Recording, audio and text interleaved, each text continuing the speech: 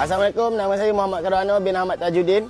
Saya pun dah anak yatim, umur 28 tahun, berasal daripada Selangor, menetap pun di Selangor.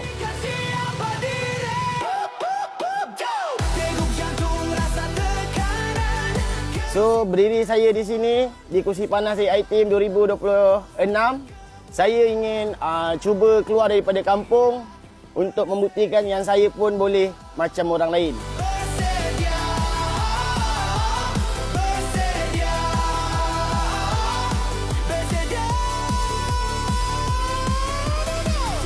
Kiranya saya dapat permanent, saya akan cuba buat yang terbaik. Tapi sebelum dapat permanent, saya nak kena apa orang kata cilok kanan, cilok kiri dan jalan tegak lah. Banyak orang kata nak kena buat benda yang terbaik lah, senang cerita. So apa-apa guys, terima kasih kerana lonjak saya sampai saya duduk sekarang. So saya akan cuba buat yang terbaik guys. Okay, bye.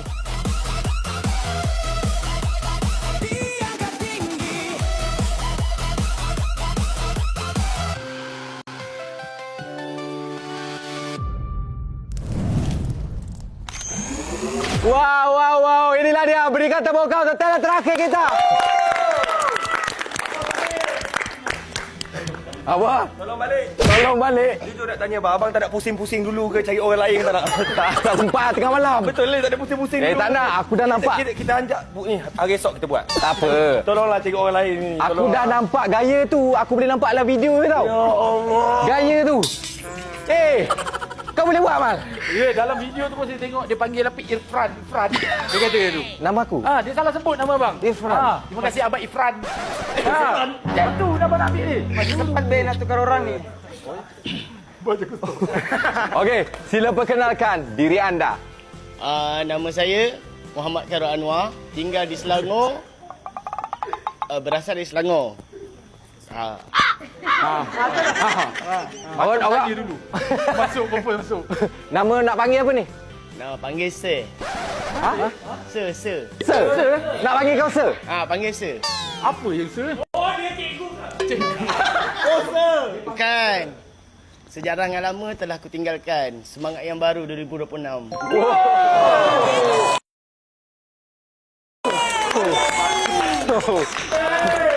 Tak boleh lah, aku tak boleh panggil Sir kat dia. Tetap kena panggil Noor kat dia.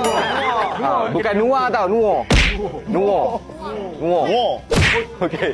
Alright, untuk Noor, ini adalah pertama kali aku rasa engkau apply untuk AI Team. Even New Generation ke sementara je. Apa penyebab kau nak apply ni sebenarnya? Sebenarnya dah lama dah saya nak apply bang. Tapi yalah sebabkan saya rasa saya kurang kelakar. Baru 2026 sebab kawan-kawan saya cakap kelakar saya lambat. So daripada 2024 itu nak apply dah. Ni baru kelakar. Rasanya sebab saya akan buat yang terbaik kepada view semua. Okey. Alright. Sebab dia kata kurang kelakar 2024, 2025 progress kelakar, 2026 kelakar. Okey. Alright, itulah dia. Noor adalah talent terakhir untuk Kursi Panas AI Team 2026.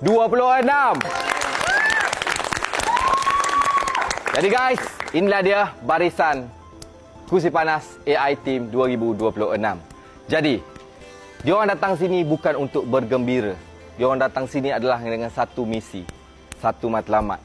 Di mana matlamat tu sangat besar untuk menyertai kita orang dekat sini dan juga dekat bawah.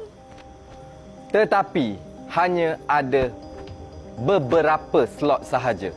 Mungkin 1, mungkin 2 dan mungkin 3 yang akan diserap masuk sebagai permanent AI Team 2026, yakni menjadi New Generation 2026.